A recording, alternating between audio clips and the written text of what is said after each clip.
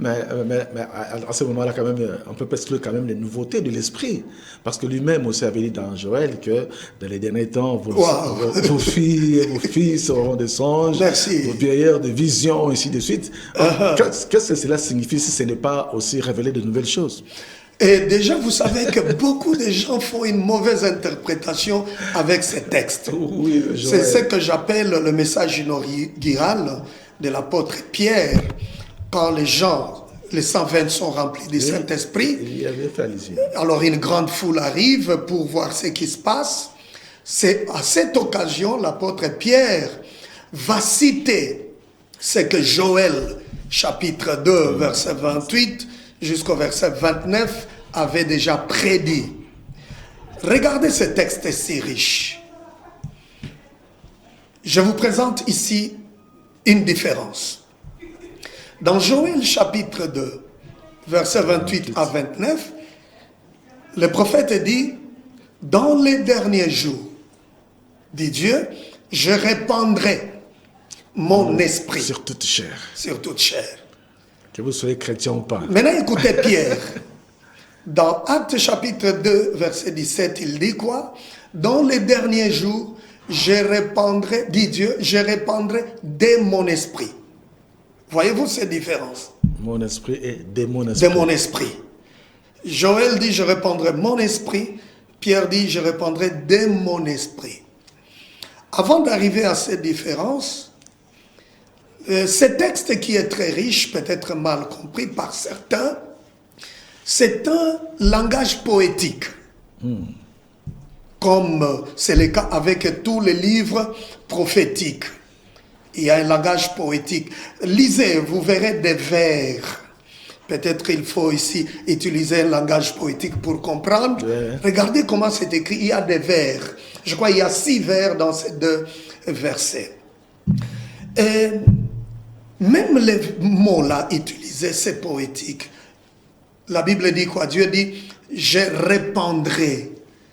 Comme si c'est un liquide qu'il faut verser. Je répandrai mon esprit ou de mon esprit. Là, c'est l'esprit de Dieu qui va occuper l'âme de la personne. C'est l'esprit de Dieu qui va guider l'âme, qui va remplir l'âme. Ce n'est pas un ange qui occupera l'âme, mais Dieu lui-même.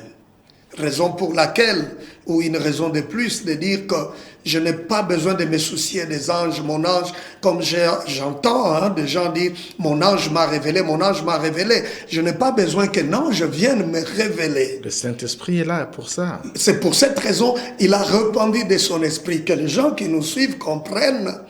Voilà comment la divination entre. On n'a pas besoin d'une révélation venant d'un ange. Aujourd'hui, vous avez tous ces gens. Nous avons tous ces gens qui passent d'une église à une autre. Mon ange m'a dit, quelqu'un qui prêche, qui dit, bon, je vois mon ange là-bas qui me dit de faire ça, ça. On n'a pas besoin de ça. Surtout dans cette dispensation qui est la dernière. Il parle de l'esprit qu'il va répandre. Et aussi de la chair. Je répandrai de mon esprit sur toute chair. Tout ce langage, c'est poétique. Parce qu'ici, la chair, il supprime la différence des statuts, des genres. Il n'y a plus de femmes, hommes, libres, esclaves, gentils, juifs. Le Seigneur dit sur toute chair. Donc le Saint-Esprit peut aussi agir sur un païen. Bon, ici, il peut agir sur un païen dans le cadre d'orientation. De les convaincre. De les convaincre, justement. Mais pas pour l'amener à faire des actions bizarres. Non, pas du tout. Parce qu'ici, on parle des gens qui viennent auprès du Seigneur, qui reçoivent son esprit qui est saint, et Dieu supprime les différences à ce niveau-là. Et ce que j'aime dans les mots, vos fils et vos filles tous prophétiseront, vos jeunes gens auront des visions, vos vieillards auront des songes. Cela ne veut pas dire que les vieillards, leur capacité spirituelle, c'est seulement les rêves, ils ne peuvent pas prophétiser. où la prophétie c'est seulement une histoire des jeunes, ça n'a rien à voir. C'est pourquoi je dis c'est un langage poétique. Qui veut dire quoi?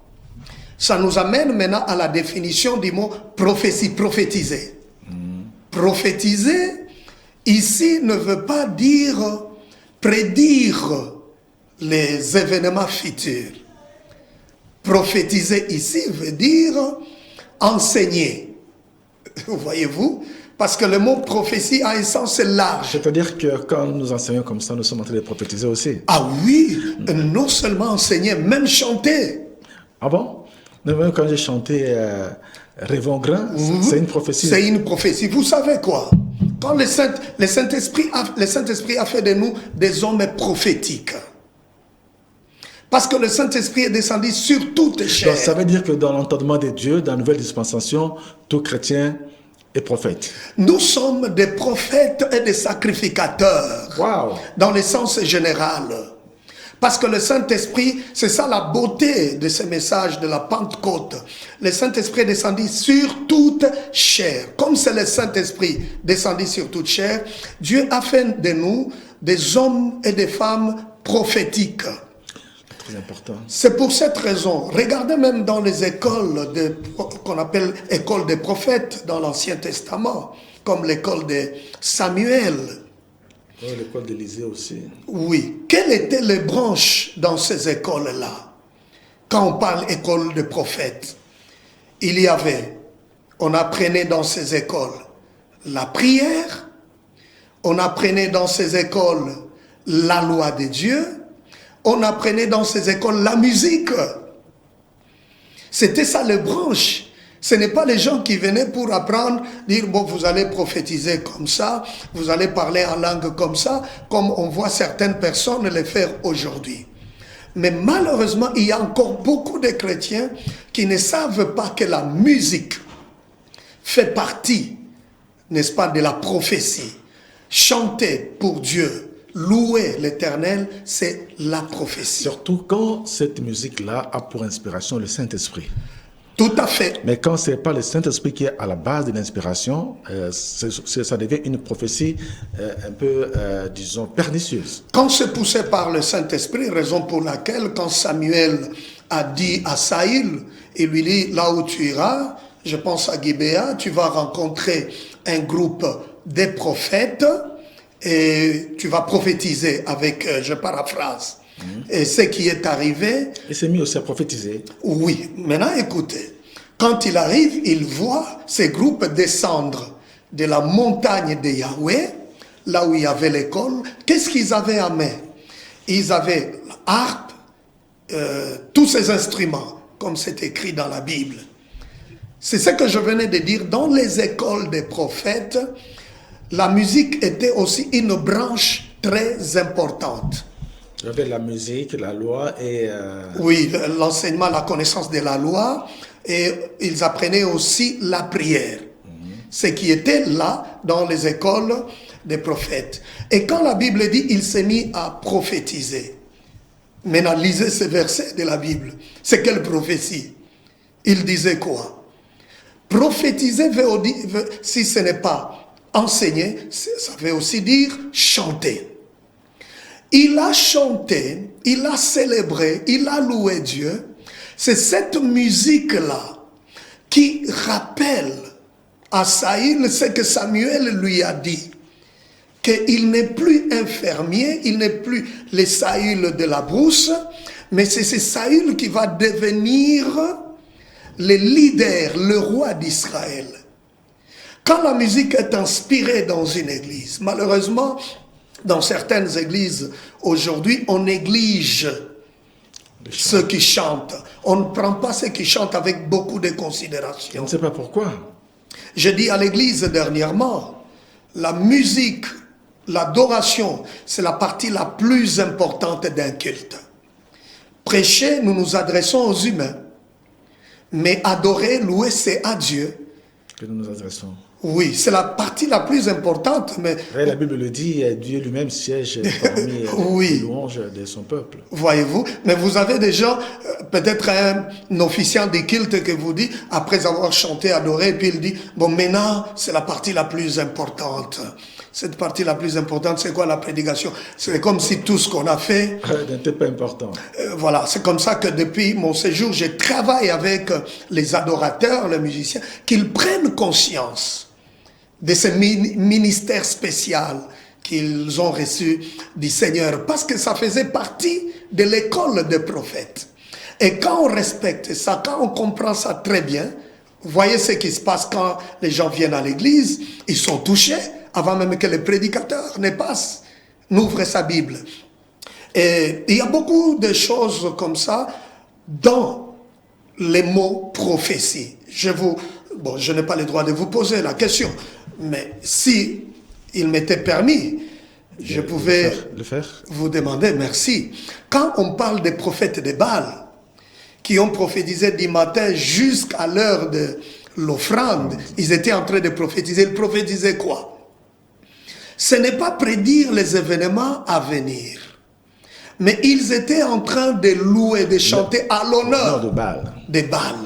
Voilà le mot prophétie, mais qui est très mal compris. Et quand on ne comprend pas ces versets que nous venons de toucher, Actes des Apôtres, chapitre 2, verset 17, ça ouvre une porte large à la divination. C'est comme ça qu'aujourd'hui, il y a beaucoup de devins. Et je crains pendant cette période de la Pentecôte, ouvrez les oreilles, vous allez entendre. Il y aura beaucoup de devins, tous ces gens qui font la divination, soi-disant prophétie. Mais malheureusement, ils attirent beaucoup de gens. Même aujourd'hui, par exemple, dans une église, s'il n'y a pas cet aspect-là de prophétiser sur les gens, leur dire leur avenir, c'est compliqué. Beaucoup de nos fidèles sont en train de nous fuir parce que, par exemple, chez nous, les protestants, on ne prophétise pas, tout ça. Je comprends cela. Ça devient un peu frustrant comme pour notre responsabilité. C'est à nous, serviteurs de Dieu, prédicateurs, d'enseigner aux gens. Comme ce sujet est très large, mon livre qui sera publié le mois prochain, c'est toujours Papa Sita, le docteur Sita qui préface. Je parle du sacerdoce corrompu. Je suis allé en profondeur pour parler de sa prophétie. Prophétiser veut dire quoi? Et différents passages bibliques qui prêtent à confusion. Oui, c'est très très important. Nous sommes poussés aussi par les temps. Oui. On va revenir à la semaine prochaine parce que c'est toujours pendant la saison de la Pentecôte. Ça aussi, c'est une bonne réflexion. On a parlé de prophétie. Je crois qu'on va y revenir, n'est-ce pas? Oui, même de la différence de mon esprit et mon esprit. Ok, cette différence-là, peut-être on va y revenir. Mais j'aimerais un peu parler des songes parce qu'aujourd'hui, il y a un ministère des songes. Parce qu'aujourd'hui, docteur, donc, tout ndoto orolota, tout songe que vous avez a toujours une signification. Donc, tous les songes, tous les rêves doivent avoir une signification pour notre vie. Parce que on nous sommes embêtés, même aujourd'hui. Alain Lindoto, il a un songe, il a un rêve. Oui. Pasteur, donc, il faut que je lui donne les explications. Ce sujet, ce point est très large, très profond. Ça demande vraiment plus de 5, plus de 10 minutes, plus de 20 minutes. Parce que il y a des gens qui font de ça tout un ministère. Oui. Il y a des gens spécialistes dans l'interprétation des songes, des visions. Les gens les suivent. Il y a des gens qui poussent les gens, même dans un programme de jeûne et prière, tu dois dormir, qu'est-ce que tu as rêvé? Et on interprète ces rêves pour donner un message. C'est là que je dis, c'est très important pour qu'on définisse les songes. Et dans cette dispensation, comment le Seigneur parle, parce que les rêves là trompent aussi, peuvent mentir, et raison pour laquelle on ne peut pas faire de ça toute une doctrine. Ça induit beaucoup de gens en erreur, ça détruit la vie de beaucoup de couples, de beaucoup de gens, et malheureusement, il y a des prophètes pour ça, des spécialistes, tout un ministère fondé sur les rêves. C'est important. Alors, peut-être nous allons chuter par les différences entre je répandrai mon esprit et mon esprit. Je crois que vous serez obligé d'être là jeudi prochain pour que nous puissions continuer à éclairer les peuples de Dieu par rapport à cette période de Pentecôte, parce que c'est une nouvelle saison qui a commencé. Oui, merci. Oui. Donc, peut-être brièvement, ce que vous me demandez, parce que bientôt, je répandrai de mon esprit. Je répandrai mon esprit. Ouais. Joël parle Joël rapportant la parole de l'Éternel dit je répandrai mon esprit. Ouais. Mais Pierre, pendant la prédication de la Pentecôte, je répandrai de mon esprit. Alors, ici, de mon esprit, c'est une source, c'est une fontaine qui est répandue à partir de cette source. Donc, je répandrai à partir de mon esprit. Exact. À partir de cette source, il y a des dons, des manifestations que le Seigneur donne à son Église, une source insondable, incommensurable. C'est cette expression-là. Et il n'y aura plus de différence comme à l'époque. Il n'y avait que, le Saint-Esprit ne pouvait que saisir quelques personnes, des hommes, des juifs, pas des femmes. C'est là, toutes ces personnes, il y avait une catégorie de personnes exclues. Mais cette fois-ci, avec l'expression de mon esprit, il n'y aura plus de limites. Le Seigneur va utiliser toute personne. Ok. Ouais. Mais ça veut dire que même aujourd'hui, le Seigneur peut utiliser toute personne. Personne. Mais d'où vient qu'on ne veut à l'Église utiliser que ceux qui ont étudié la théologie? Parce oui, que ça c'est les hommes. Dieu étudie tout le monde. Tout mais le l'Église se dit, non, pas toi, avant de faire ça. Bien, ça c'est peut-être quelques principes des hommes. Le Saint-Esprit, vous savez, moi, avant de faire la théologie, de devenir ce que je suis, j'ai reçu d'abord mon appel. J'étais déjà utilisé dans mon église et l'église a vu qu'il y avait quelque chose de très important pour ne pas tomber dans l'erreur et l'église m'a orienté vers ma théologie. C'est comme dans certaines églises où on interdit aux femmes de prêcher, de servir le Seigneur. Mais voilà, avec l'effusion du Saint-Esprit, c'est sur toute chair. Et les mots, c'est pourquoi il est très important, on va y revenir, les mots prophétie, parce que le prophète, même dans l'Ancien Testament, était reconnu aussi par l'enseignement. Mais aujourd'hui, vous avez des gens qui vous disent, moi je suis prophète, l'histoire d'enseigner, ce n'est pas nous. Non, même Jean-Baptiste, qui était le plus grand prophète, n'était pas dans les histoires de prédire les événements futurs, comme on les voit aujourd'hui. Quelqu'un se tient, prophétise le nom de quelqu'un, l'adresse de quelqu'un.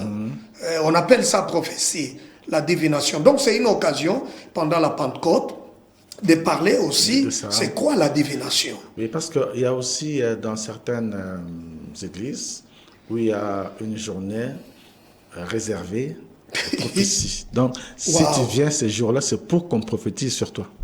Alors ça c'est un mensonge. Vous savez, même le jour où les gens ont parlé de nouvelles langues, la Bible dit quoi? C'est poussé par le Saint-Esprit qu'ils ont parlé.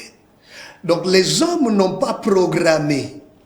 Comme on le voit dans certaines écoles, j'ai appris qu'il y a des écoles où les gens vont pour apprendre comment parler en langue. Dis A, dis Ra, dis Rabacha. Donc voyez-vous, ce n'était pas ça. Ils ont parlé poussés par l'Esprit. Mais certaines personnes vous diront, dites Amen pour que je prophétise. Donc c'est l'Amen là qui est la source de la prophétie. Voilà. Il y a beaucoup de choses à dire par rapport au Saint-Esprit. Je crois que nous sommes pratiquement vers la fin de cette émission. Nous allons nous retrouver certainement la fois prochaine. En tout cas, docteur, on est en contact. Certainement aussi, on fera quelques émissions, comme on appelle ça, autour de la Bible, pour parler des fêtes de l'Éternel, et aussi les noms de Dieu. Ouais. Les noms de Dieu. On a vu Dieu dire à Moïse, je ne me suis pas révélé à vos pères comme l'Éternel, mais c'est à partir de vous que je suis éternel. Donc tout ça c'est intéressant.